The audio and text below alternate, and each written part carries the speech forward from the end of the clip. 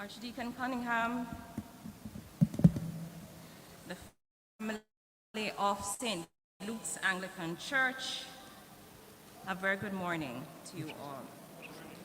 It is my pleasure to bring greetings on behalf, thank you. It is my pleasure to bring greetings on behalf of our Minister without Portfolio, Senator Honorable Matthew Samuda, our Permanent Secretary, the Honorable Audrey V. Sewell, and our Director General, Dr. Sharrison, from the Organ and Information Council of Jamaica, who are joining us today.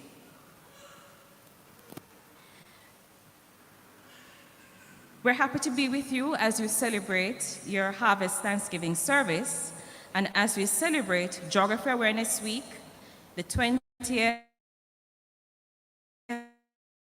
Information Systems Day, and our 30th anniversary of the Land Information Council of Jamaica. And it's fitting that in celebrating geography, which is a discipline that examines nature, the environment, and how it is that we interact with it as humans, how we live, how we work, how we go about our daily lives, and how that interfaces with our environment. So it was quite befitting to listen to Archdeacon Cunningham as you presented your homily and how you spoke to the environment.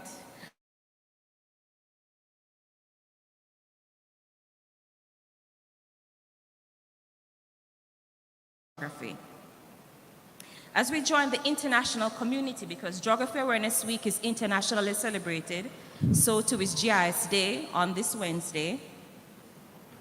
We thank God for being the creator of Earth.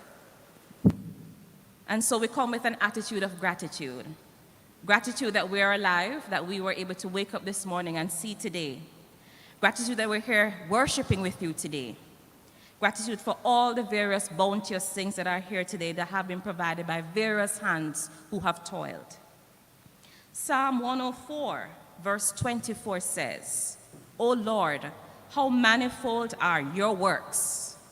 In wisdom have you made them all. The earth is full of your creatures." This is especially befitting as you celebrate with your church family today on your Thanksgiving service, and as we recognize Jamaica's long history of celebrating Geography Awareness Week and GIS Day. This year is the 20th year that Jamaica celebrates it locally. Indeed, God is our first designer. He's our first cartographer, our first surveyor of the earth. He created the mountains and the seas, the rivers and the plains. He set nature boundaries to differentiate lands and kingdoms.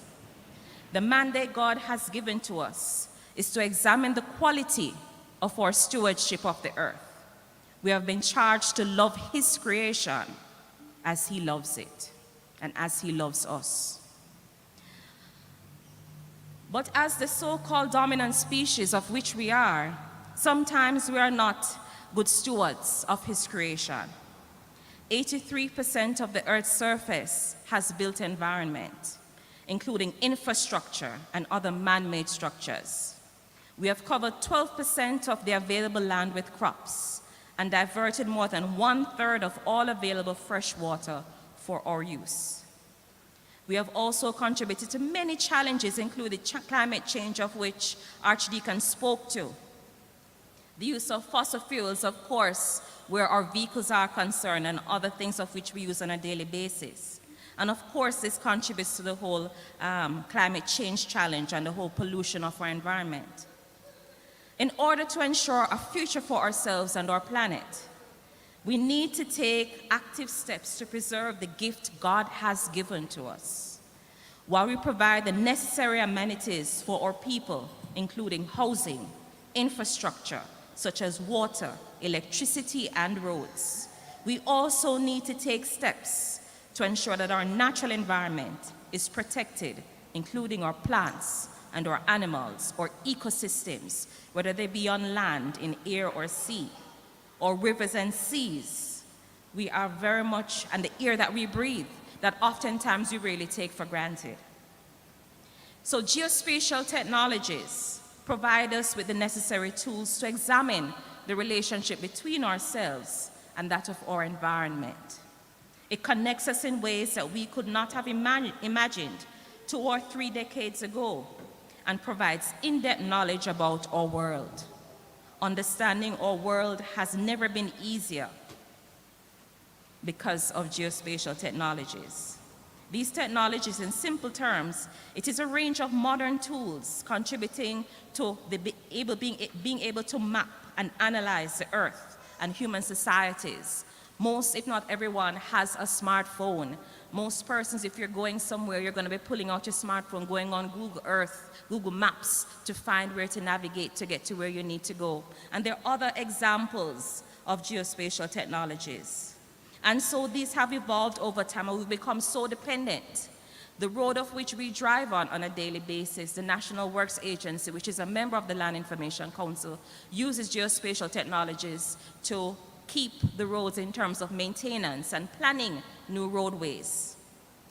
And so many agencies of government, private sector also, and academia use geospatial technologies in research and to drive a lot of what is provided for us that we benefit from on a daily basis without even knowing it. So in the 19th century, the sciences of cartography and map making were joined to aerial photography, and there are so many examples. We would have watched documentaries about the world wars and the use of cameras on balloons and pigeons and airplanes, and those were the early forms, and we've evolved so much since then till now. So increasingly, our survival, as well as that of Earth, will depend on our ability to plan and to utilize geospatial technologies and data more to inform what we do in terms of better decision making and how we take care of our environment as we do what we need to do. The past 2 years has taught us, given the COVID-19 pandemic, how it is that in the click, how it is that everything can be changed from what we know to be the norm. And so much has been driven in terms of how geospatial technologies has informed what we do and changes in terms of what we do. The Ministry of Health and Wellness has used these technologies in helping Jamaica's fight with respect to COVID-19 pandemic, mapping the spread. So from the spread started here, from our first case until current, the Ministry of Health and Wellness continues to use these technologies to map and to monitor what is happening and to help in terms of planning with respect to deployment of teams to assist with respect to dealing with cases and all of that. So we're very happy that through geospatial technologies, much has been able to achieve and will continue to be achieved. The branch and the National Emergency Response GIS team, of whom we have active members here from the National Housing Trust, the National Land Agency, the Planning Institute of Jamaica, which are also members of the LICJ, would have been actively involved in the use of geospatial technologies in the fight of COVID-19 in support of the Office of Disaster Preparedness and Emergency Management, in addition to using these technologies in their daily operations. So now, as our theme this year observes geospatial technologies mapping our way to economic growth and recovery, we look at how technology can assist us as a nation to recover our economy and to assist our social recovery as we continue to try and recover from the COVID-19 pandemic. Among the many challenges we face, including climate change and others, geospatial technology will continue to be important in how, as a government and how, as academia and private sector, we respond and we help to advance our country. Recently, during the launch of Geography Awareness Week and GIS Day on our activities on November 3rd, our Minister with our portfolio, Senator the Honorable Matthew Samuda, would have spoken to the Planning Institute of Jamaica's Jamaica Systemic Risk Assessment Tool, which is aimed at identifying hotspots across countries, country major infrastructure networks such as energy, water, transport, that are most vulnerable to climate risk. The JSRAT utilizes GIS technology in this process and is one way that the data is being used effectively to ensure the efficient investment of public and private resources. As we celebrate with your church community, we thank you for for allowing us to worship with you today and for being infused in your worship service. As we continue to celebrate our various activities, we invite your church community to join us on the 16th, which is this Wednesday, at the University of the West Indies, Mona, as we celebrate the 20th anniversary of Jamaica's National Geographic Information Systems Day. On that day, many government entities and others, private sector, will be there showcasing what geospatial technologies are and how they're being utilized. So we invite you to come out. We'll have representatives from various schools, secondary, tertiary, and the wider public joining us. So we invite you, if you could even spare an hour, to come and join us for the day's activities. We start from 8:30 and we go up until 4. So please do come and join us. So I want to thank the representatives of the Land Information Council of Jamaica, including the National Housing Trust, the Planning Institute of Jamaica, the National Land Agency, and the Michael University College for being present with us today as we celebrate. Our heartiest congratulations to you, the members of the council, who have done such stalwart work over the past 30 years and will continue to do so. And as we close, it would be remiss of me not to bring greetings on behalf of the Church of the St. John's Evangelists in the Meadowbrook Maryvale Cure. Heartiest greetings to you from my church community as we celebrate with you today. And as we close, I'm going to invite a few persons to come up as we share with you a few tokens of appreciation before we leave you today. And so the first person of which we'll invite to come up is Mrs. Eltiga Campbell, the superintendent of the Sunday school.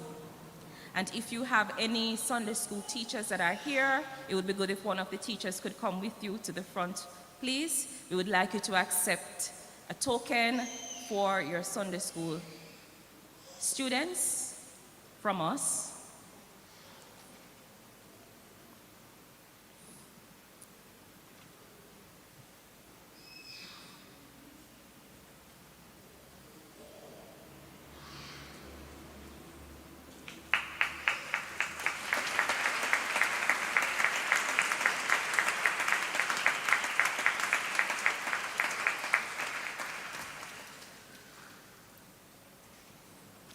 So Romaine Robinson from our National Spatial Data Branch just handed over that package. I will then invite Mr. Chaplain Williams from the National Land Agency to come and hand over another gift basket, because we understand it's at least 15 students that you have in the Sunday school. So invite another Sunday school teacher or Mrs. Eltiga Campbell to come again. Is there any other Sunday school teacher who could accept on behalf of the Sunday school?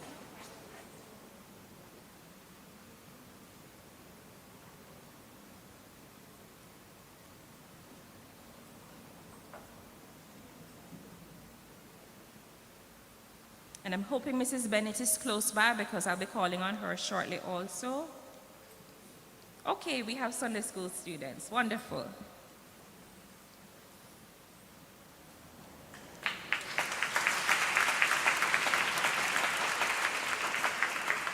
Wonderful. So we're hoping that based on the little things that we have packaged for you, that you'll be able to enjoy them. All right? Mrs. Campbell, given your stalwart work as superintendent of the Sunday school, we're asking you to accept a little token of appreciation from us also.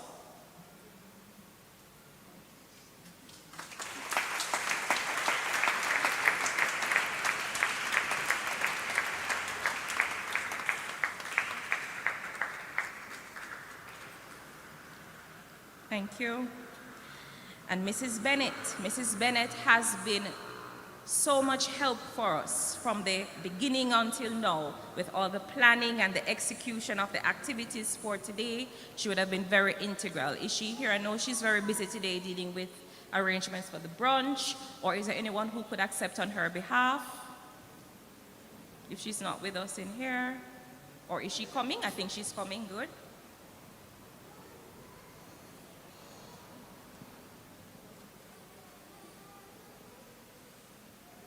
Yes, Mrs. Bennett, come first, please.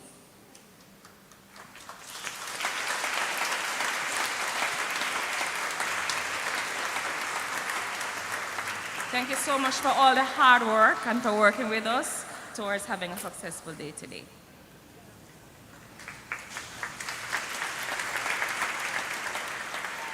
And Archdeacon, we invite you to come to the front and to accept a token on our behalf. Thank you for kindly consenting for us to join you in your worship service today for your Harvest Thanksgiving.